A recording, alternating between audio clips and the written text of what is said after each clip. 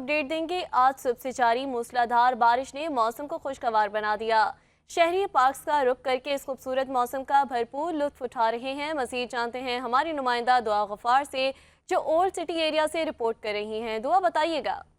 जी बिल्कुल, कराची में सुबह सवेरे से बारिश का सिलसिला जारी है और इस वक्त मैं आपको रिपोर्ट कर रही हूँ ओल्ड सिटी कराची से, जहाँ बारिश की बूंदें तो नहीं बल्कि तेज़ बारिश का सिलसिला जारी है, जिसके बाद कराची का मौसम काफ़ी खुशगवार देखा जा रहा है। जहाँ सब लोग बारिश को एंजॉय कर रहे हैं, उसी तरफ मैं भी बारिश को एंजॉय करने के लिए आ चुकी हूँ और बारिश में बहुत इंजॉय कर रही हूँ। जिसके बाद कराची का मौसम देखा जा रहा है, काफ़ी ठंड भी महसूस की जा रही है। इस वक्त कराची का दर्जे हरारत है वो 28 डिग्री सेंटीग्रेड रिकॉर्ड किया गया है, जबकि हवा में नमी का तनाजुब जो है वो इस वक्त तक 80% रिकॉर्ड किया गया है, जबकि समंदरी हवाएं जो है वो 18 किलोमीटर फी घंटा की रफ्तार से जारी है।